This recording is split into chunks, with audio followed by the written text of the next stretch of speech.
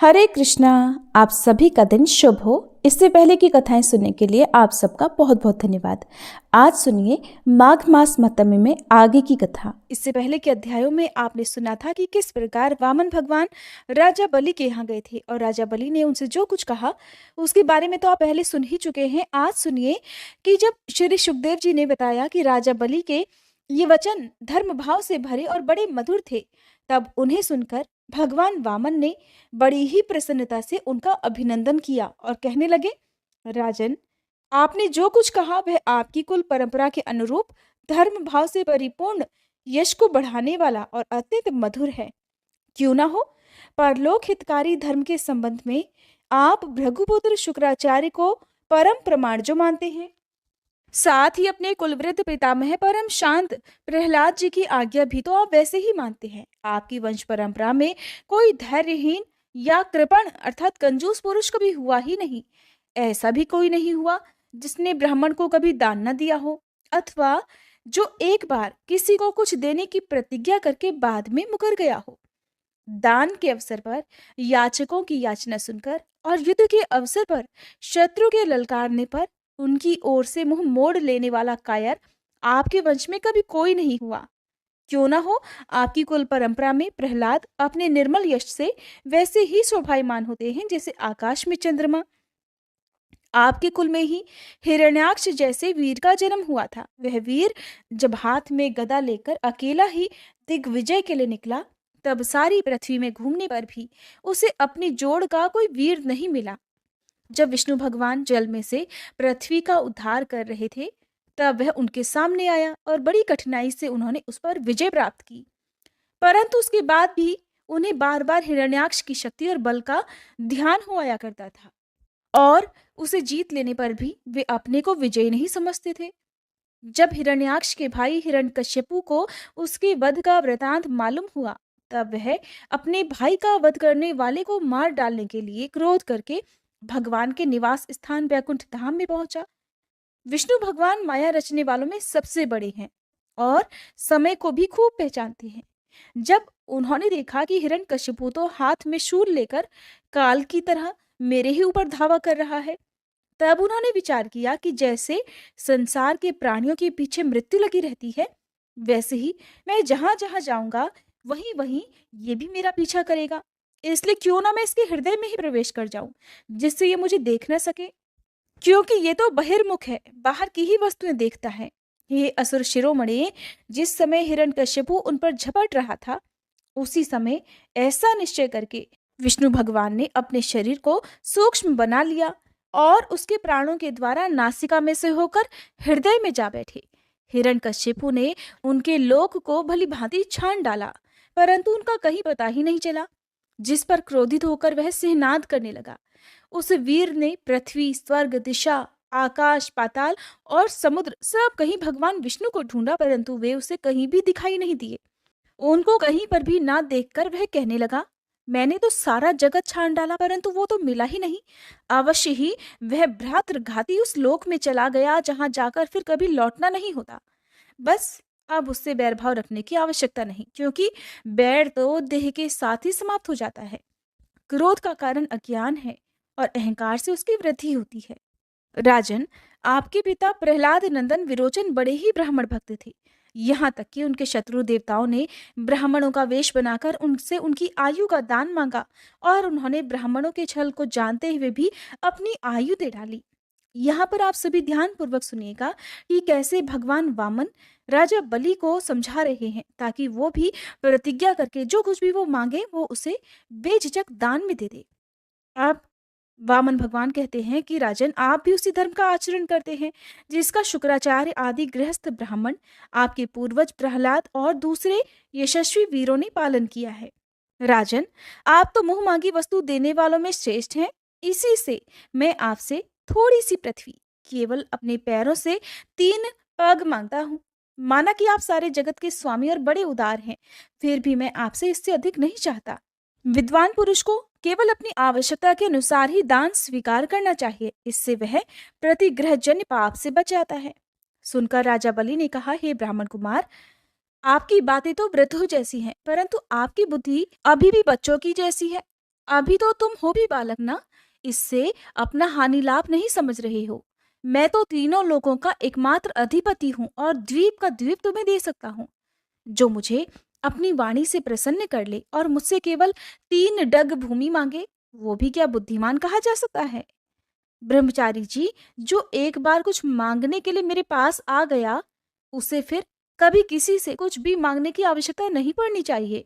इसलिए अपनी जीविका चलाने के लिए तुम्हें जितनी भी भूमि की आवश्यकता हो उतनी मुझसे मांग लो। श्री भगवान ने कहा, राजन, संसार के सब प्यारे विषय एक मनुष्य की कामनाओं को भी पूर्ण करने में समर्थ नहीं है। अगर वह अपनी इंद्रियों को वश में रखने वाला संतोषी ना हो, जो 3 पग भूमि से संतोष नहीं कर लेता, उसे 9 वर्षों से युक्त एक अगर द्वीप भी दे दिया जाए तो वो उससे भी संतुष्ट नहीं हो सकता, क्योंकि उसके मन में तो 7 द्वीप आने की इच्छा बनी ही रहेगी। मैंने सुना है कि पृथु, गए आदि नरेश 7 द्वीपों के अधिपति थे, परंतु उतने धन और भोग की सामग्रियों के मिलने के बाद भी वे तृष्णा का पार नहीं पा सके। जो कुछ भी प्रारब्ध से मिल जाए उसी से संतुष्ट रहने वाला पुरुष अपना जीवन सुख से बिता सकता है, परंतु अपनी इंद्रियों को वश में ना रखने वाला तीनों लोगों का राज्य पा लेने के बाद भी दुखी ही रहता है, क्योंकि उसके हृदय में असंतोष की आग धधकती ही रहती है। धन और भोगों से संतोष ना होना ही जीवों के जन्म मृत्यु के चक्कर में गिरने का कारण हो जाता है, और जो कुछ भी प्राप्त हो जाए उसी में संतोष कर लेना ही मुक्ति का कारण है। जो ब्राह्मण स्वयं प्राप्त वस्तु से ही संतुष्ट हो रहता है, उसके तेज की वृद्धि होती है। उसके असंतोषी हो जाने पर उसका तेज वैसे ही शांत हो जाता है जैसे जल से अग्नि हो जाती है। इसमें संदेह नहीं कि आप मुंह मांगी वस्तु देने वालों में शिरोमणि है। इसलिए मैं तो आपसे केवल 3 पग भूमि ही मांगता हूँ। बस इतने से ही मेरा काम बन जाएगा। धन तो उतना ही इकट्ठा करना चाहिए जितने की आवश्यकता हो। श्री सुखदेव जी कहते हैं, भगवान के इस प्रकार कहने पर राजा बलि हंस पड़े। उन्होंने कहा, अच्छी बात है, तुम्हारी जितनी इच्छा हो उतनी ही ले लो। ऐसा कहकर वामन भगवान को 3 पग धरती का संकल्प करने के लिए उन्होंने जलपात्र उठाया। शुक्राचार्य जी सब कुछ जानते थे, उनसे भगवान की ये लीला भी छुपी नहीं थी। उन्होंने राजा बलि को पृथ्वी देने के लिए तैयार देखकर उनसे कहा कि विरोचन कुमार, ये तो स्वयं अविनाशी भगवान विष्णु हैं। देवताओं का काम बनाने के लिए कश्यप की पत्नी अदिति के गर्भ से अवतरित हुए हैं। तुमने ये अनर्थ ना जानकर कि ये मेरा सब कुछ छीन लेंगे, इन्हें दान देने की प्रतिज्ञा कर ली है। ये तो दैत्यों पर बड़ा घोर अन्याय होने जा रहा है और इसे मैं ठीक नहीं समझता। स्वयं भगवान ही अपनी योग माया से ये ब्रह्मचारी बनकर बैठे हुए हैं। ये तुम्हारा राज्य, ऐश्वर्य, लक्ष्मी, तेज और विश्व विख्यात कीर्ति सब कुछ तुमसे छीनकर देवराज इंद्र को दे देंगे। ये विश्व रूप हैं, 3 पग में तो ये सारे लोगों को नाप डालेंगे। अरे मूर्ख, जब तुम अपना सर्वस्व ही विष्णु को दे डालोगे तो तुम्हारा जीवन भला कैसे निर्वाह हो सकेगा? ये विश्वव्यापक भगवान 1 पग में पृथ्वी और दूसरे पग में स्वर्ग को नाप लेंगे। इनके विशाल शरीर से आकाश भर जाएगा, तब इनका तीसरा पग कहाँ जाएगा? तुम उसे पूरा नहीं कर सकोगे। ऐसी दशा में मैं तो समझता हूं कि प्रतिज्ञा करके पूरा न कर पाने के कारण तो तुम्हें नरक में ही जाना पड़ेगा, क्योंकि तुम अपनी की हुई प्रतिज्ञा को पूर्ण करने में सर्वथा असमर्थ होगे। विद्वान पुरुष उस दान की प्रशंसा कभी नहीं करते जिसके बाद जीवन निर्वाह के लिए कुछ बचे ही ना। जिसका जीवन निर्वाह ठीक ठीक चलता है वही संसार में दान, यज्ञ, तप और परोपकार के कर्म कर सकता है। जो मनुष्य अपने धन को 5 भागों में बांट देता है, ये कौन कौन से 5 भाग हैं सुनिए। कुछ धर्म के लिए, कुछ यश के लिए, कुछ धन की अभिवृद्धि के लिए, कुछ अपने भोग के लिए और कुछ अपने स्वजनों के लिए, वही इस लोक और परलोक दोनों में ही सुख पाता है। हे असुर शिरोमणि, अगर तुम्हें अपनी प्रतिज्ञा टूट जाने की चिंता हो तो मैं इस विषय में तुम्हें कुछ ऋग्वेद की श्रुतियों का अर्थ समझाता हूं। तो सुनो। श्रुति कहती है कि किसी को कुछ देने की बात स्वीकार कर लेना सत्य है और नकार जाना अर्थात अस्वीकार कर देना असत्य है। ये शरीर एक वृक्ष है और सत्य इसका फल फूल है, परंतु अगर वृक्ष ही ना रहे तो फल फूल कैसे रह सकते हैं? क्योंकि नकार देना नकार जाना, मना कर देना, अपनी वस्तु दूसरे को ना देना और दूसरे शब्दों में अपना संग्रह बचाए रखना, यही शरीर रूप वृक्ष का मूल है।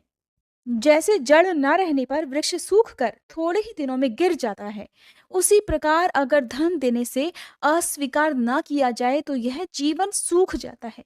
इसमें संदेह नहीं। हाँ, मैं दूंगा, ये वाक्य ही धन को दूर हटा देता है।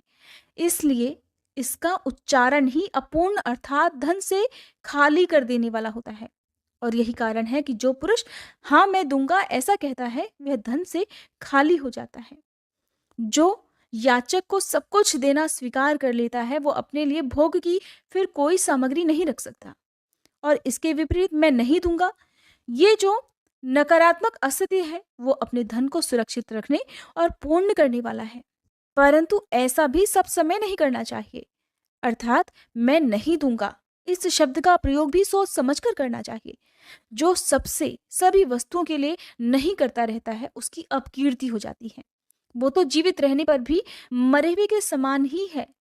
स्त्रियों को प्रसन्न करने के लिए हास परिहास में, विवाह में, कन्या आदि की प्रशंसा करते समय, अपनी जीविका की रक्षा के लिए, प्राणों पर संकट उपस्थित होने पर, गौओं और ब्राह्मण के हित के लिए या फिर किसी की मृत्यु से उसे बचाने के लिए असत्य भाषण भी उतना निंदनीय नहीं है। श्री सुखदेव जी कहते हैं, राजन, जब कुलगुरु शुक्राचार्य ने इस प्रकार कहा, तब आदर्श गृहस्थ राजा बलि ने एक क्षण चुप रहकर बड़ी ही विनय और सावधानी से शुक्राचार्य जी के प्रति इस प्रकार कहा, भगवान, आपका कहना सत्य है।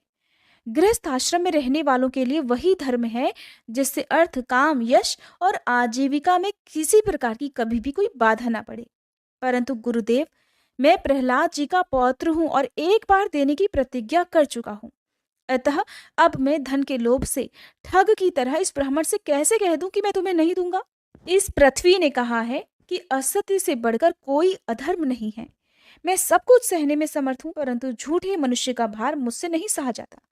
मैं नरक से, दरिद्रता से, दुख के समुद्र से, अपने राज्य के नाश से और मृत्यु से भी उतना नहीं डरता जितना ब्राह्मण से प्रतिज्ञा करके उसे धोखा देने से डरता हूँ। इस संसार में मर जाने के बाद धन आदि जो जो वस्तुएं साथ छोड़ देती हैं, अगर उनके द्वारा दान आदि से ब्राह्मणों को भी संतुष्ट ना किया जा सके तो उनके त्याग का भला लाभ ही क्या रहे। दधीची, शिवी आदि महापुरुषों ने अपने परम प्रिय तुस्त्यज प्राणों का दान करके भी प्राणियों की भलाई ही की है। फिर पृथ्वी आदि वस्तुओं को देने में सोच विचार करने की भला क्या आवश्यकता है। हे ब्राह्मण, पहले युग में बड़े बड़े दैत्य राजाओं ने इस पृथ्वी का उपभोग किया है। पृथ्वी में उनका सामना करने वाला कोई नहीं था। उनके लोक और परलोक को तो काल खा गया, परंतु उनका यश अभी भी पृथ्वी पर ज्यों का त्यों बना हुआ है। गुरुदेव, संसार में ऐसे लोग बहुत हैं जो युद्ध में पीठ ना दिखाकर अपने प्राणों की बलि तो चढ़ा देते हैं, परंतु ऐसे लोग बहुत कम हैं, दुर्लभ हैं, जो सत्पात्र के प्राप्त होने पर श्रद्धा के साथ धन का दान करें।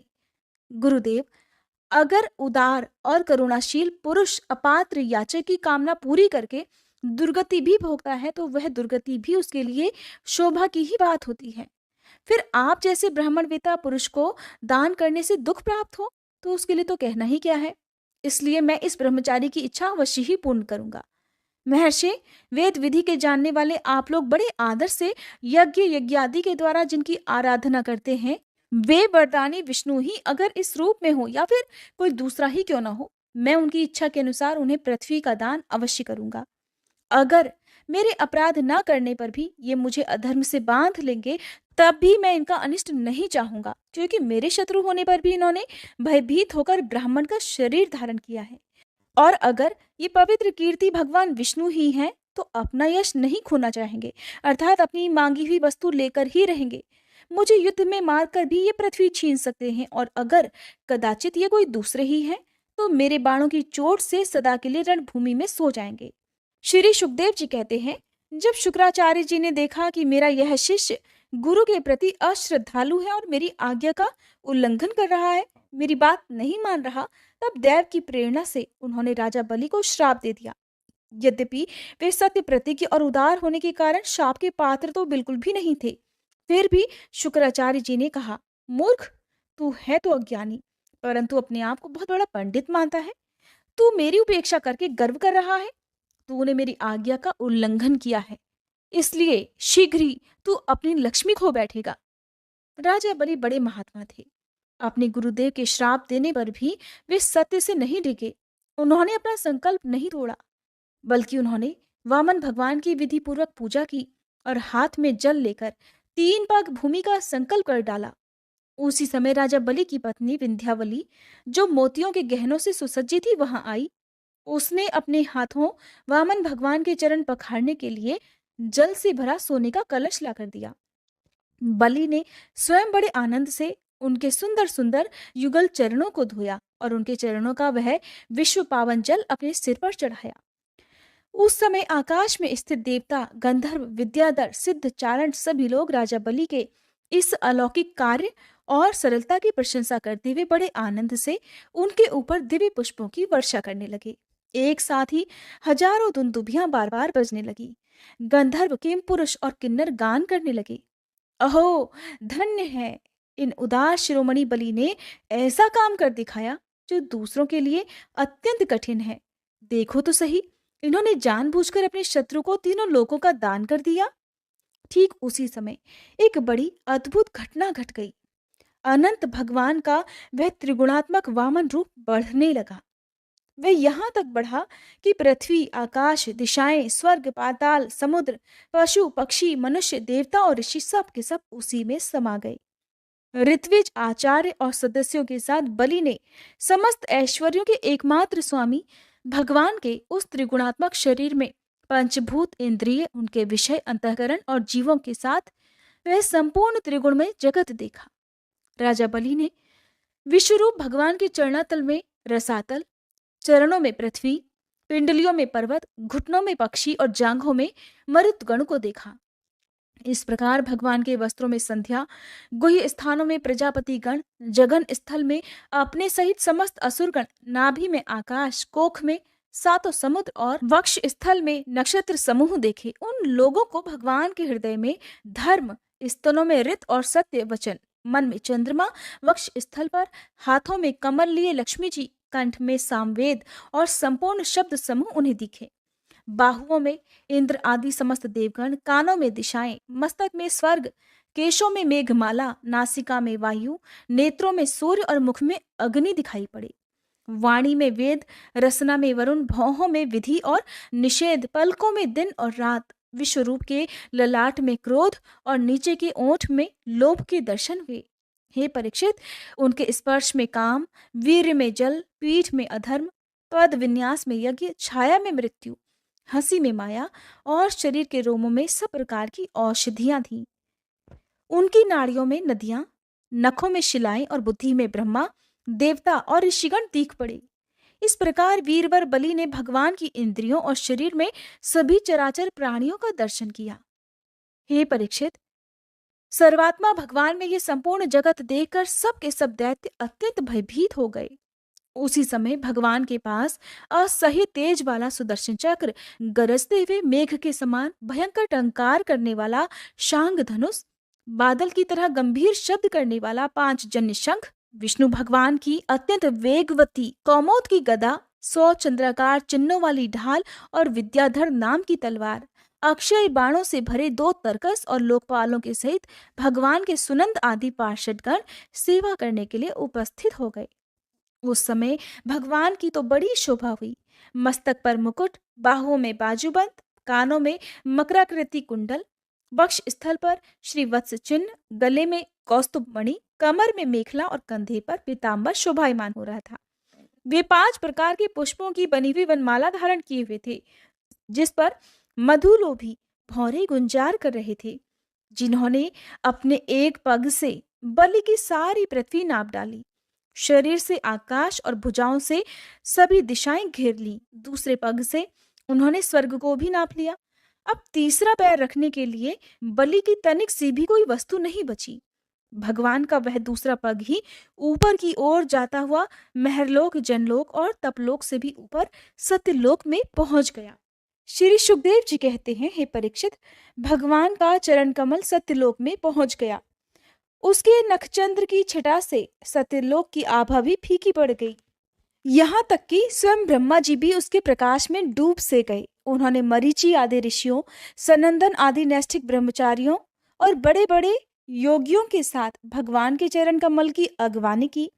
भगवान ब्रह्मा की कीर्ति बड़ी पवित्र है। वे विष्णु भगवान के नाभि कमल से उत्पन्न हुए हैं। अगवानी करने के बाद उन्होंने स्वयं विश्वरूप भगवान के ऊपर उठे हुए चरण का अर्घ्य पाद्य से पूजन किया, प्रक्षालन किया। पूजा करके बड़े प्रेम और भक्ति से उन्होंने भगवान की स्तुति की। हे परीक्षित, ब्रह्मा जी के कमंडल का जल वही विश्वरूप भगवान के पांव पखारने से पवित्र होने के कारण उन गंगा जी के रूप में बदल गया, जो आकाश मार्ग से पृथ्वी पर गिरकर तीनों लोगों को पवित्र किया करती हैं। ये गंगा जी क्या है? भगवान की मूर्तिमान उज्जवल कीर्ति। जब भगवान ने अपने स्वरूप को कुछ छोटा कर लिया, अपनी विभूतियों को कुछ समेट लिया, तब ब्रह्मा आदि लोकपालों ने अपने अनुचरों के साथ बड़े ही आदर भाव से अपने स्वामी भगवान को तरह तरह के भेंट समर्पित की। उन लोगों ने जल, उपहार, माला, दिव्य गंधों से भरे अंगराग, सुगंधित धूप, दीप, खील, अक्षत, फल, अंकुर, भगवान की महिमा और प्रभाव से युक्त स्तोत्र, जय घोष, नृत्य, बाजे, गाजे, गान और शंख और दुंदुभियों के शब्द से भगवान की आराधना की। उस समय ऋक्षराज जामवान मन के समान वेग से दौड़कर सभी दिशाओं में भेरी बजा बजाकर भगवान की मंगलमय विजय की घोषणा करके आ गए। दैत्यों ने देखा कि वामन जी ने तो 3 पग भूमि मांगने के बहाने सारी पृथ्वी ही छीन ली। तब वे सोचने लगे कि हमारे स्वामी बलि इस समय यज्ञ में दीक्षित हैं, वो तो कुछ कहेंगे नहीं। इसलिए बहुत चिढ़कर ही वो आपस में कहने लगे कि अरे, ये ब्राह्मण नहीं है, ये तो सबसे बड़ा मायावी विष्णु है। ब्राह्मण के रूप में छिपकर ये देवताओं का काम बनाना चाहता है। जब हमारे स्वामी यज्ञ में दीक्षित होकर किसी को किसी प्रकार का दंड देने के लिए उपरत हो गए हैं, तब इस शत्रु ने ब्रह्मचारी का वेश बनाकर पहले तो याचना की और पीछे हमारा सब कुछ हरण कर लिया। यो तो हमारे स्वामी सदा ही सत्यनिष्ठ हैं, परंतु यज्ञ में दीक्षित होने पर वे इस बात का विशेष ध्यान रखते हैं। और वे तो ब्राह्मणों के बड़े भक्त हैं और इनके हृदय में दया भी बहुत है, इसलिए वो कभी झूठ भी नहीं बोल सकते। और ऐसी अवस्था में अब हम लोगों का यही धर्म है कि हम अपने इस शत्रु अर्थात वामन को मार डालें। इससे हमारे स्वामी बलि की सेवा भी हो जाएगी। ऐसा सोचकर राजा बलि के अनुचर असुरों ने अपने अपने हथियार उठा लिए। हे परीक्षित, राजा बलि की इच्छा न होने पर भी वे सब बड़े क्रोध से शूल, पट्टिश आदि ले लेकर वामन भगवान को मारने के लिए टूट पड़े। हे परीक्षित, जब विष्णु भगवान के पार्षदों ने देखा कि दैत्यों के सेनापति आक्रमण करने के लिए दौड़े आ रहे हैं, तब उन्होंने हंसकर अपने अपने शस्त्र उठा लिए और उन्हें रोक दिया। नंद, सुनंद, जय, विजय, प्रबल, कुमुद, कुमुदाक्ष, गरुड़, जयंत, श्रुतदेव, पुष्पदंत और सात्वत, ये सभी भगवान के पार्षद 10-10 हजार हाथियों का बल रखते हैं। वे असुरों की सेना का संहार करने लगे। जब राजा बलि ने देखा कि भगवान के पार्षदों मेरे सैनिकों को मार रहे हैं और वे भी क्रोध में भरकर उनसे लड़ने के लिए तैयार हो रहे हैं, तो उन्होंने शुक्राचार्य के श्राप का स्मरण करके उन्हें युद्ध करने से ही रोक दिया। उन्होंने विप्रचित्ति, राहु, नेमि आदि दैत्यों को संबोधित करके कहा, भाइयों मेरी बात सुनो, लड़ो मत, वापस लौट आओ। ये समय हमारे कार्य के अनुकूल नहीं है। दैत्यों, जो काल समस्त प्राणियों को सुख और दुख देने की सामर्थ्य रखता है, उसे अगर कोई पुरुष चाहे कि मैं अपने प्रयासों से दबा दूं या रोक दूं, तो वह उसकी शक्ति से बाहर है। जो पहले हमारी उन्नति और देवताओं की अवनति के कारण हुए थे, वही काल भगवान अब उनकी उन्नति और हमारी अवनति के कारण हो रहे हैं। बल, मंत्री, बुद्धि, दुर्ग, मंत्र, औषधि और समाधि उपाय, इनमें से किसी भी साधन के द्वारा अथवा सबके द्वारा मनुष्य काल पर कभी विजय प्राप्त कर ही नहीं सकता। जब दैव तुम लोगों के अनुकूल था, तब तुम लोगों ने भगवान के इन्हीं पार्षदों को कई बार जीत लिया था, पर देखो आज वे ही युद्ध में हम पर विजय प्राप्त करके सिंहनाद कर रहे हैं। अगर दैव हमारे अनुकूल हो जाएगा तो हम भी इन्हें जीत लेंगे। बस तुम उसी समय की प्रतीक्षा करो जो हमारी कार्य सिद्धि के लिए अनुकूल हो। श्री सुखदेव जी कहते हैं, हे परीक्षित, अपने स्वामी बलि की बात सुनकर भगवान के पार्षदों से हारे हुए दानव और दैत्य सेनापति फिर रसातल में चले गए। उनके जाने के बाद भगवान के हृदय की बात जानकर पक्षीराज गरुड़ ने वरुण के पाशों से बलि को बांध दिया। उस दिन उनके अश्वमेध यज्ञ में सोमपान होने वाला था। जब सर्वशक्तिमान भगवान विष्णु ने बलि को इस प्रकार बंधवा दिया, तब पृथ्वी, आकाश और समस्त दिशाओं में लोग हाय हाय करने लगे। यद्यपि बलि वरुण के पाशों से बंधे हुए थे, उनकी संपत्ति भी उनके हाथों से निकल गई थी, फिर भी उनकी बुद्धि निश्चयात्मक थी और सब लोग उनके उदार यश का गुणगान कर रहे थे। परीक्षित, उस समय भगवान ने बलि से कहा, असुर, तुमने मुझे पृथ्वी के 3 पग दिए थे। 2 पग में तो मैंने सारी त्रिलोकी नाप ली। अब तीसरा पग शेष है। तीसरा पग भी पूरा करो। जहां तक सूर्य की गर्मी पहुंचती है, जहां तक नक्षत्रों और चंद्रमा की किरणें पहुंचती हैं, और जहां तक बादल जाकर बरसते हैं, वहां तक की सारी पृथ्वी तुम्हारे अधिकार में थी। तुम्हारे देखते ही देखते मैंने अपने एक पैर से भूलोक, शरीर से आकाश और दिशाएं, और दूसरे पैर से स्वर्गलोक नाप लिया है। इस प्रकार तुम्हारा तो सब कुछ मेरा हो चुका है। फिर भी तुमने जो प्रतिज्ञा की थी, उसे पूरा ना कर सकने के कारण अब तुम्हें नरक में रहना पड़ेगा। तुम्हारे गुरु की तो इस विषय में सम्मति है ही। अब जाओ और तुम नरक में प्रवेश करो। जो याचक को देने की प्रतिज्ञा करके भी मुकर जाता हो और इसे इस प्रकार धोखा देता है, उसके तो सारे मनोरथ व्यर्थ हो जाते हैं। स्वर्ग की बात तो दूर रही, उसे नरक में गिरना पड़ता है। तुम्हें इस बात का बड़ा घमंड था कि मैं बहुत बड़ा धनी हूं। तुमने मुझसे मैं दूंगा ऐसी प्रतिज्ञा करके फिर धोखा दे दिया। अब तुम कुछ वर्षों तक इस झूठ का फल नरक में जाकर भोगो। श्री सुखदेव जी कहते हैं, हे परीक्षित, इस प्रकार भगवान ने असुरराज बलि का बड़ा तिरस्कार किया और उन्हें धैर्य से विचलित करना चाहा, परंतु वे तनिक भी विचलित नहीं हुए, बड़े धैर्य से बोले। दैत्यराज बलि ने कहा, हे देवताओं के आराध्य देव, आपकी कीर्ति बड़ी पवित्र है। क्या आप मेरी इस बात को असत्य समझते हैं? ऐसा नहीं है, मैं उसे सत्य करके दिखाता हूँ। आप धोखे में नहीं पड़ेंगे। मैंने आपको कोई धोखा नहीं दिया। आप कृपा करके अपना तीसरा पग मेरे सिर पर रख दीजिए। मुझे नरक में जाने का या अपने राज्य से च्युत होने का, अपने राज्य को खोने का कोई भय नहीं है। मैं पाश में बंधने या फिर अपार दुख में पड़ने से भी नहीं डरता। मेरे पास फूटी कौड़ी भी ना रहे, या फिर आप मुझे घोर सजा दे दें, घोर दंड दे दें, तो भी मेरे लिए भय का कोई कारण नहीं है। मैं डरता हूं तो केवल अपने अपमान से, अपनी अपकीर्ति से। अपने पूजनीय गुरुजनों के द्वारा दिया हुआ दंड तो जीव मात्र के लिए अत्यंत वांछनीय है, क्योंकि वैसा दंड माता, पिता, भाई और सुहृद भी मोहवश नहीं दे पाते। आप छुपे रूप से अवश्य ही हम असुरों को श्रेष्ठ शिक्षा दिया करते हैं। अतः आप हमारे परम गुरु हैं। जब हम लोग धन, कुलीनता, बल आदि के मद से अंधे हो जाते हैं, तब आप उन वस्तुओं को हमसे छीनकर हमें नेत्रदान करते हैं। आपसे हम लोगों का जो उपकार होता है, उसे मैं क्या बताऊं। जिनकी ऐसी महिमा, ऐसी अनंत लीलाएं हैं, वही आप मुझे दंड दे रहे हैं और वरुण पाश से बांध रहे हैं। इसकी ना तो मुझे कोई लज्जा है और ना ही किसी प्रकार की कोई व्यथा या दुख ही। प्रभु, मेरे पितामह प्रहलाद जी की कीर्ति तो सारे जगत में प्रसिद्ध है। वे आपके भक्तों में श्रेष्ठ माने गए हैं। उनके पिता हिरण्यकशिपु ने आपसे बैर विरोध रखने के कारण ही उन्हें अनेकों प्रकार के दुख दिए, परंतु वे आपके ही परायण रहे। उन्होंने अपना जीवन आप पर ही निछावर कर दिया। उन्होंने ये निश्चय कर लिया कि शरीर को लेकर क्या करना है, जब ये एक न एक दिन साथ छोड़ ही देता है। जो धन संपत्ति लेने के लिए स्वजन बने हुए हैं, उन डाकुओं से अपना स्वार्थ ही क्या है। पत्नी से भी क्या लाभ है, जब वह जन्म मृत्यु रूप संसार के चक्र में ही डालने वाली है। जब मर ही जाना है, तब घर से मोह करने में भी भला क्या स्वार्थ है। इन सब वस्तुओं में उलझ जाना तो केवल अपनी आयु को खो देना है। ऐसा निश्चय करके मेरे पितामह प्रहलाद जी ने ये जानते हुए भी कि आप लौकिक दृष्टि से उनके भाई बंधुओं के नाश करने वाले शत्रु हैं, फिर आपके ही भय रहित और अविनाशी चरण कमलों की शरण ग्रहण की थी।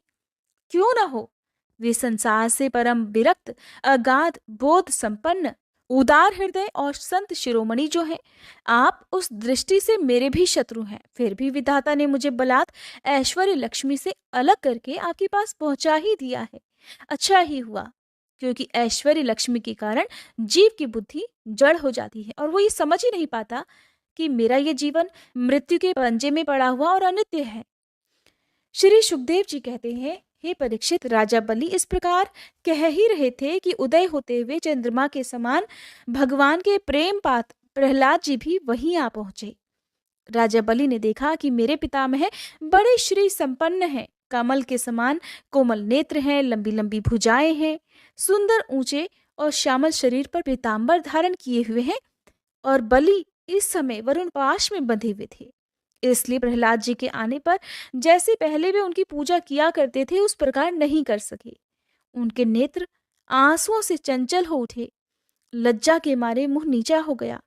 उन्होंने केवल सिर झुकाकर ही उन्हें नमस्कार किया। प्रहलाद जी ने देखा कि भक्त वत्सल भगवान वहीं विराजमान है और सुनंद नंद आदि पार्षद उनकी सेवा कर रहे हैं। तब प्रेम के उद्वेग से प्रहलाद जी का शरीर पुलकित हो गया, उनकी आंखों में आंसू छलक आए।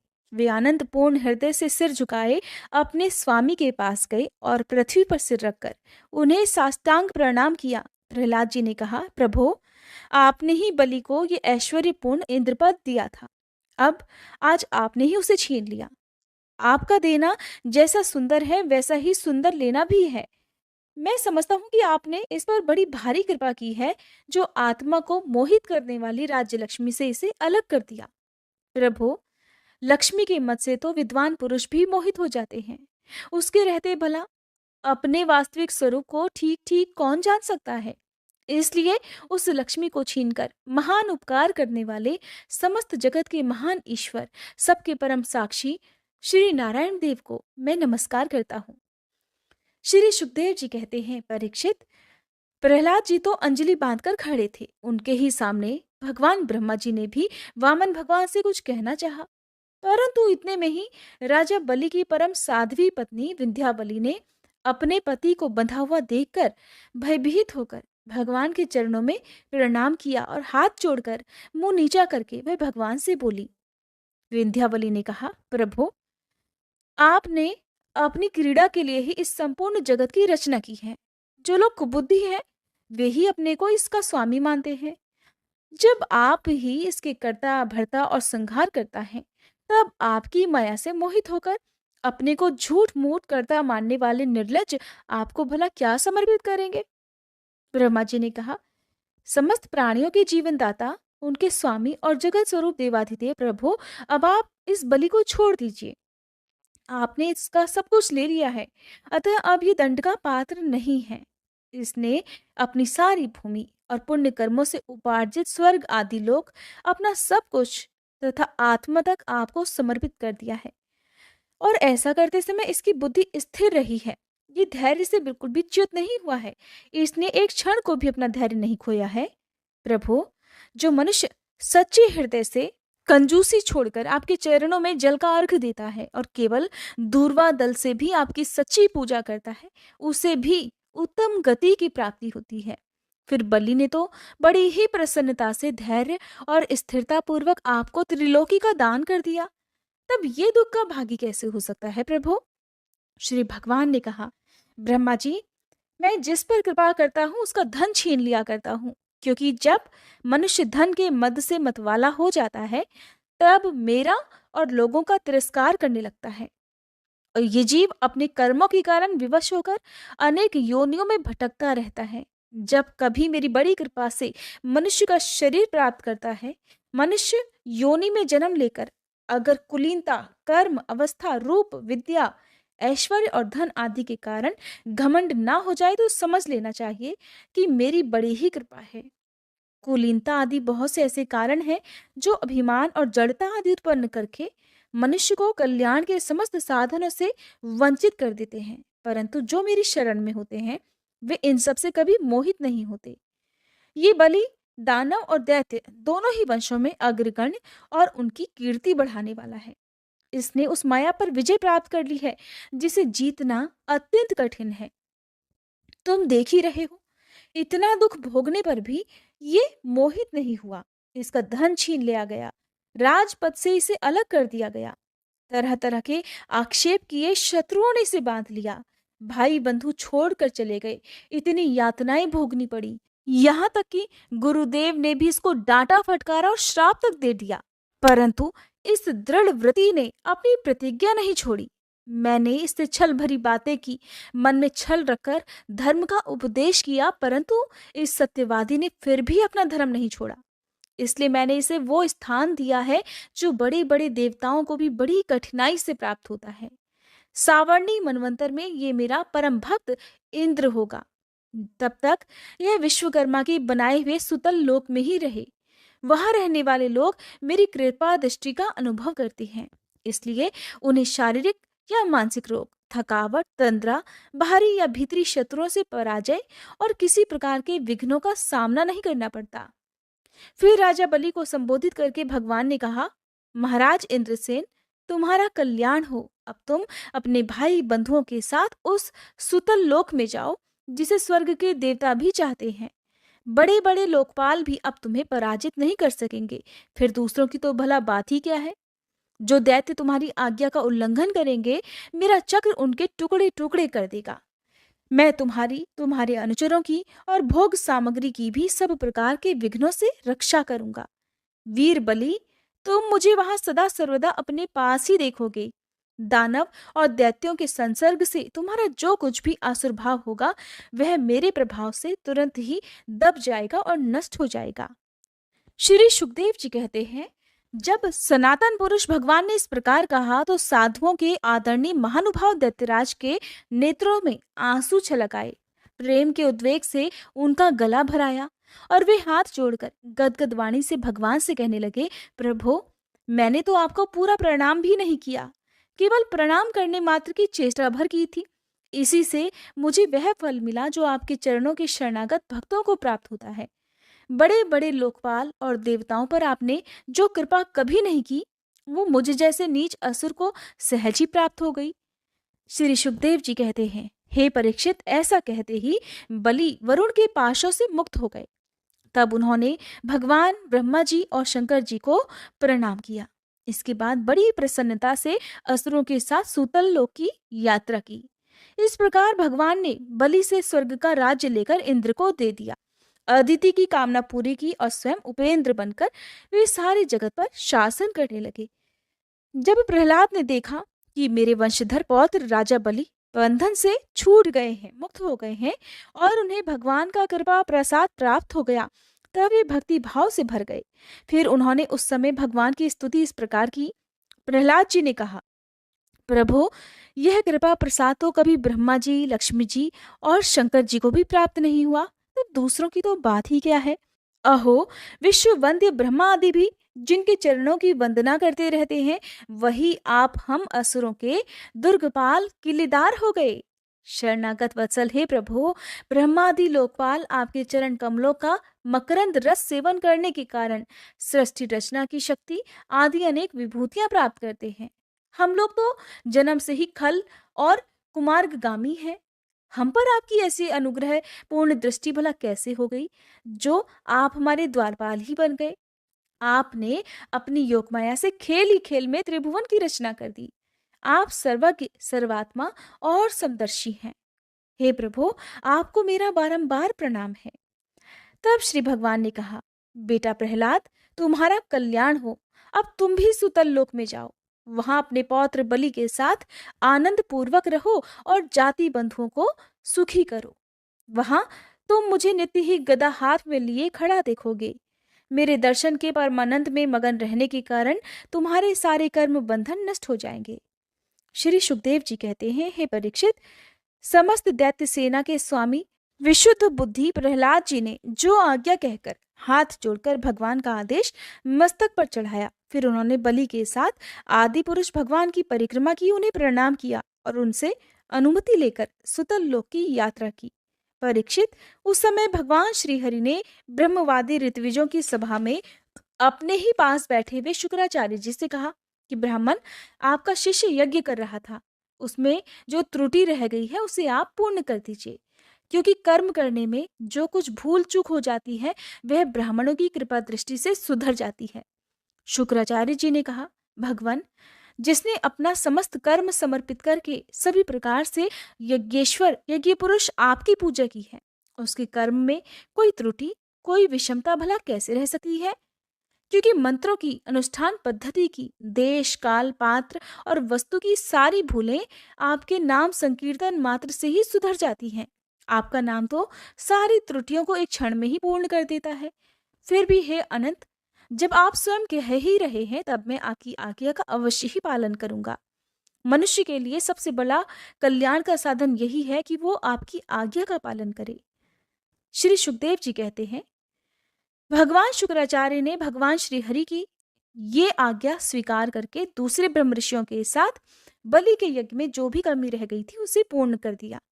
परीक्षित, इस प्रकार वामन भगवान ने बलि से पृथ्वी की भिक्षा मांगकर अपने बड़े भाई इंद्र को स्वर्ग का राज्य दिया, जिसे उनके शत्रुओं ने छीन लिया था। इसके बाद प्रजापतियों के स्वामी ब्रह्मा जी ने देवर्षि, पितर, मनु, दक्ष, भृगु, अंगिरा, सनत कुमार, कश्यप और अदिति आदि की प्रसन्नता के लिए तथा संपूर्ण प्राणियों के अभ्युदय के लिए समस्त लोक और लोकपालों के स्वामी के पद पर वामन भगवान का अभिषेक कर दिया। हे परीक्षित, तुम्हें मैंने भगवान की ये सब लीला सुनाई, इससे सुनने वालों के सारे पाप छूट जाते हैं। भगवान की लीलाएं अनंत हैं, उनकी महिमा अपार है। जो मनुष्य उसका पार पाना चाहता है वह मानो पृथ्वी के परमाणुओं को गिन डालना चाहता है। भगवान के संबंध में मंत्र दृष्टा महर्षि वशिष्ठ ने वेदों में कहा है कि ऐसा पुरुष न कभी हुआ, न है और न होगा जो भगवान की महिमा का पार पा सके। देवताओं के आराध्य देव अद्भुत लीलाधारी वामन भगवान के अवतार चरित्र का जो श्रवण करता है उसे परम गति की प्राप्ति होती है।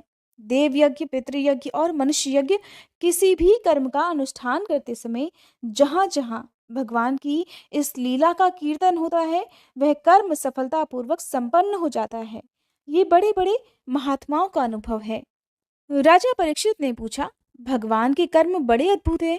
एक बार अपनी योग माया से मत्स्य अवतार धारण करके बड़ी सुंदर लीला भगवान ने की थी। मैं उनके उसी आदि अवतार की कथा भी सुनना चाहता हूँ। भगवान, मत्स्य योनि एक तो यों ही लोग निंदित है, दूसरे तमोगुणी और असही परतंत्रता से भी युक्त है। सर्वशक्तिमान होने पर भी भगवान ने कर्म बंधन में बंधे हुए जीव की तरह ये मत्स्य का रूप ही क्यों धारण किया? भगवान, महात्माओं के कीर्तनी भगवान का चरित्र समस्त प्राणियों को सुख देने वाला है। आप कृपा करके उनकी वह सब लीला हमारे सामने पूर्ण रूप से वर्णन कीजिए। श्री सूत जी कहते हैं, हे शौनकादि ऋषियों, जब राजा परीक्षित ने भगवान श्री सुखदेव जी से ये प्रश्न किया तब उन्होंने विष्णु भगवान का वह चरित्र जो उन्होंने मत्स्य अवतार धारण करके किया था वर्णन किया। श्री सुखदेव जी कहते हैं, हे परीक्षित, यो तो भगवान सबके एकमात्र प्रभु हैं, फिर भी वे गौ, ब्राह्मण, देवता, साधु, वेद, धर्म और अर्थ की रक्षा के लिए शरीर धारण किया करते हैं। वे सर्वशक्तिमान प्रभु वायु की तरह ऊंचे नीचे, छोटे बड़े सभी प्राणियों में अंतर्यामी रूप से लीला करते रहते हैं, परंतु उन प्राणियों के बुद्धिगत गुणों से वे छोटे बड़े या ऊंचे नीचे नहीं हो जाते, क्योंकि वे वास्तव में समस्त प्राकृत गुणों से रहित निर्गुण हैं। परीक्षित, पिछले कल्प के अंत में ब्रह्मा जी के सो जाने के कारण ब्रह्म नामक नैमित्तिक प्रलय हुआ था। उस समय भूलोक आदि सारे लोग समुद्र में डूब गए थे। प्रलय काल आ जाने के कारण ब्रह्मा जी को नींद आ रही थी, वे सोना चाहते थे। उसी समय वेद उनके मुख से निकल पड़े और उनके पास ही रहने वाले हयग्रीव नामक बलि दैत्य ने उन्हें योग बल से चुरा लिया। सर्वशक्तिमान भगवान श्री हरि ने दानवराज हयग्रीव की ये चेष्टा जान ली, इसीलिए उन्होंने मत्स्य अवतार ग्रहण किया। हे परीक्षित, उस समय सत्यव्रत नाम के एक बड़े उदार और भगवत परायण राजर्षि केवल जल पीकर तपस्या कर रहे थे। वही सत्यव्रत वर्तमान महाकल्प में विवस्वान अर्थात सूर्य के पुत्र श्राद्ध देव के नाम से विख्यात हुए और उन्हें भगवान ने वैवस्वत मनु बना लिया। एक दिन वे राजर्षि कृतमाला नदी में जल से तर्पण कर रहे थे। उसी समय उनकी अंजलि के जल में एक छोटी सी मछली आ गई। परीक्षित, द्रविड़ देश के राजा सत्यव्रत ने अपनी अंजलि में आई हुई मछली को जल के साथ ही फिर से नदी में डाल दिया। उस मछली ने बड़ी ही करुणा के साथ परम दयालु राजा सत्यव्रत से कहा, राजन, आप बड़े दीन दयालु हैं। आप तो जानते ही हैं कि जल में रहने वाले जंतु अपनी जाति वालों को भी खा डालते हैं। मैं उनके भय से अत्यंत व्याकुल हो रही हूँ। आप मुझे फिर इसी नदी के जल में क्यों छोड़ रहे हैं? राजा सत्यव्रत को इस बात का पता नहीं था कि स्वयं भगवान मुझ पर प्रसन्न होकर कृपा करने के लिए ही इस मछली के रूप में पधारे हैं। इसलिए उन्होंने उस मछली की रक्षा का मन ही मन संकल्प किया। राजा सत्यव्रत ने मछली की अत्यंत दीनता से भरी बातें सुनकर बड़ी दया से उसे अपने पात्र के जल में रख लिया और अपने आश्रम पर ले आए। आश्रम पर लाने के बाद एक रात में ही वह मछली उस कमंडल में इतनी बढ़ गई कि उसमें उसके लिए स्थान ही नहीं बचा। अब उस समय मछली ने राजा से कहा कि राजन, अब तो इस कमंडल में मैं कष्टपूर्वक भी नहीं रह सकती, इसलिए मेरे लिए कोई बड़ा सा स्थान नियत कर दे जहां मैं सुखपूर्वक रह सकूं। राजा सत्यव्रत ने मछली को कमंडल से निकालकर एक बहुत बड़े पानी के मटके में रख दिया, परंतु आश्चर्य, वहां वह मछली जैसे ही घड़े में गई, 2 ही घड़ी में 3 हाथ बढ़ गई। फिर उसने राजा सत्यव्रत से कहा, राजन, अब तो ये मटका भी मेरे लिए पर्याप्त नहीं है। इसमें मैं सुखपूर्वक नहीं रह सकती। मैं तो आपकी शरण में हूँ, इसलिए मेरे रहने लायक कोई बड़ा सा स्थान मुझे दो। हे परीक्षित, सत्यव्रत ने वहां से उस मछली को उठाकर एक सरोवर में डाल दिया, परंतु वह तो थोड़ी ही देर में फिर इतनी बढ़ गई कि उसने एक महामत्स्य का आकार धारण कर लिया और उस सरोवर के जल को भी घेर लिया और कहने लगी, राजन, मैं तो जलचर प्राणी हूँ। इस सरोवर का जल भी मेरे सुखपूर्वक रहने के लिए पर्याप्त नहीं है, इसलिए आप मेरी रक्षा कीजिए और मुझे किसी अगाध सरोवर में रख दीजिए। मत्स्य भगवान के इस प्रकार कहने पर वे एक एक करके उन्हें कई अटूट जल वाले सरोवरों में ले गए, परंतु जितना बड़ा सरोवर होता उतने ही बड़े वे बन जाते। अंत में उन्होंने उस लीला मत्स्य को समुद्र में छोड़ दिया। समुद्र में डालते समय मत्स्य भगवान ने सत्यव्रत से कहा, वीर, समुद्र में तो बड़े बड़े बलि मगर आदि रहते हैं, वो मुझे खा जाएंगे, इसलिए आप मुझे समुद्र के जल में मत छोड़िए। मत्स्य भगवान की ये मधुर वाणी सुनकर राजा सत्यव्रत मोहमुग्ध हो गए। उन्होंने कहा, मत्स्य का रूप धारण करके मुझे मोहित करने वाले आप कौन हैं? आपने तो एक ही दिन में 400 कोस के विस्तार का सरोवर घेर लिया। आज तक ऐसी शक्ति रखने वाला जलचर जीव तो न मैंने कभी देखा था और न ही सुना था। अवश्य ही आप साक्षात सर्वशक्तिमान, सर्वांतर्यामी, अविनाशी श्री हरि हैं और जीवों पर कृपा करने के लिए ही आपने जलचर का रूप धारण किया है। हे पुरुषोत्तम, आप जगत की उत्पत्ति, स्थिति और प्रलय के स्वामी हैं। मैं आपको नमस्कार करता हूँ। प्रभु, हम शरणागत भक्तों के लिए ही आप आत्मा और आश्रय हैं। यद्यपि आपके सभी लीला अवतार प्राणियों के अभ्युदय के लिए, उनकी रक्षा करने के लिए ही होते हैं, फिर भी मैं ये जानना चाहता हूँ कि आपने ये रूप किस उद्देश्य से ग्रहण किया है। हे कमल नयन, आपने इस समय जो रूप धारण करके हमें दर्शन दिया है, ये तो बड़ा ही अद्भुत है। श्री सुखदेव जी कहते हैं, हे परीक्षित, भगवान अपने अनन्य प्रेमी भक्तों पर अत्यंत प्रेम करते हैं। जब जगतपति मत्स्य भगवान ने अपने प्यारे भक्त राजर्षि सत्यव्रत की ये प्रार्थना सुनी, तो उनका प्रिय और हित करने के लिए, साथ ही कल्पांत के प्रलयकालीन समुद्र में विहार करने के लिए उनसे कहने लगे, हे सत्यव्रत, आज से 7वें दिन भूलोक आदि 3 लोक प्रलय के समुद्र में डूब जाएंगे। उस समय जब तीनों लोक प्रलय काल की जलराशि में डूबने लगेंगे, तब मेरी प्रेरणा से तुम्हारे पास एक बहुत बड़ी नौका आएगी। उस समय तुम समस्त प्राणियों के सूक्ष्म शरीरों को लेकर सप्तऋषियों के साथ उस नौका पर सवार हो जाना। समस्त धान्य तथा छोटे बड़े अन्य प्रकार के सभी बीजों को साथ रख लेना। उस समय सब और एकमात्र महासागर लहराता होगा। वहां पर प्रकाश नहीं होगा, केवल अंधकार ही अंधकार होगा। केवल ऋषियों की दिव्य ज्योति के सहारे ही, बिना किसी प्रकार की विकलता के, तुम उस बड़ी नाव पर सवार होकर चारों ओर विचरण करना। जब प्रचंड आंधी चलने के कारण नाव डगमगाने लगेगी, तब मैं इसी रूप में वहां आ जाऊंगा और तुम लोग तब वासुकी नाग के द्वारा उस नाव को मेरे सींग में बांध देना। हे सत्यव्रत, इसके बाद जब तक ब्रह्मा जी की रात रहेगी तब तक मैं ऋषियों के साथ तुम्हें उसी नाव में बिठाकर उसे खींचता हुआ समुद्र में विचरण करूंगा। उस समय जब तुम प्रश्न करोगे तब मैं तुम्हें उपदेश दूंगा। मेरे अनुग्रह से मेरी वास्तविक महिमा, जिसका नाम पर ब्रह्म है, तुम्हारे हृदय में प्रकट हो जाएगी और तुम उसे ठीक ठीक जान लोगे। भगवान राजा सत्यव्रत को यह आदेश देकर अंतर्ध्यान हो गए। अतः अब राजा सत्यव्रत उसी समय की प्रतीक्षा करने लगे जिसके लिए भगवान ने आज्ञा दी थी। कुशों का अग्रभाग पूर्व की ओर करके राजर्षि सत्यव्रत उन पर पूर्व दिशा की ओर मुख से बैठ गए और मत्स्यरूप भगवान के चरणों का चिंतन करने लगे। इतने में ही भगवान का बताया हुआ वह समय भी आ पहुंचा। राजा ने देखा कि समुद्र अपनी मर्यादा छोड़कर आगे बढ़ रहा है। प्रलय काल के भयंकर मेघ वर्षा करने लगे। देखते ही देखते सारी पृथ्वी जल में डूबने लगी। तब राजा ने भगवान की आज्ञा का स्मरण किया और देखा कि नाव भी आ गई है। तब वे धान्य तथा अन्य बीजों को लेकर सप्तऋषियों के साथ उस पर सवार हो गए। सप्तऋषियों ने बड़े प्रेम से राजा सत्यव्रत से कहा, हे राजन, तुम भगवान का ध्यान करो, वे ही हमें संकट से उबारेंगे और हमारा कल्याण करेंगे। उनकी आज्ञा से राजा ने फिर भगवान का ध्यान किया। उसी समय उस महान समुद्र में मत्स्य के रूप में भगवान प्रकट हुए। मत्स्य भगवान का शरीर सोने के समान दैदीप्यमान था और शरीर का विस्तार था 4 लाख कोस। उनके शरीर में एक बड़ा भारी सींग भी था। भगवान ने पहले जैसी आज्ञा दी थी ठीक उसके अनुसार वह नौका वासुकी नाग के द्वारा भगवान के सींग में बांध दी गई। राजा सत्यव्रत ने प्रसन्न होकर भगवान की फिर स्तुति की।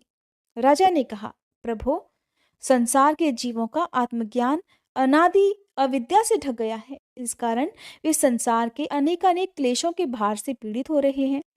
जब अनायास ही आपके अनुग्रह से वे आपकी शरण में पहुंच जाते हैं तब आपको प्राप्त कर लेते हैं। इसलिए हमें बंधन से छुड़ाकर वास्तविक मुक्ति देने वाले परम गुरु आप ही हैं। ये जीव अज्ञानी है, अपने ही कर्मों से बंधा है। वह सुख की इच्छा से दुखप्रद कर्मों का अनुष्ठान करता है, जिसकी सेवा से उसका यह ज्ञान नष्ट हो जाता है। वे ही मेरे परम गुरु, आप मेरे हृदय की गांठ को काट दें। हे प्रभु, आप तो सर्वशक्तिमान हैं। जैसे कोई अंधा अंधे को ही अपना पथ प्रदर्शक बना ले, वैसे ही अज्ञानी जीव अज्ञानी को ही अपना गुरु बनाते हैं। आप सूर्य के समान स्वयं प्रकाश और समस्त इंद्रियों के प्रेरक हैं। हम आत्म तत्व के जिज्ञासु आपको ही गुरु के रूप में वरण करते हैं। प्रभु, मैं आपसे ज्ञान प्राप्त करने के लिए आपकी शरण में आया हूँ। श्री सुखदेव जी कहते हैं, हे परीक्षित, जब राजा सत्यव्रत ने इस प्रकार प्रार्थना की तब मत्स्य रूपधारी पुरुषोत्तम भगवान ने प्रलय के समुद्र में विहार करते हुए उन्हें आत्म तत्व का उपदेश किया। भगवान ने राजर्षि सत्यव्रत को अपने स्वरूप के संपूर्ण रहस्य का वर्णन करते हुए ज्ञान, भक्ति और कर्मयोग से परिपूर्ण दिव्य पुराण का उपदेश किया, जिसको मत्स्य पुराण कहते हैं।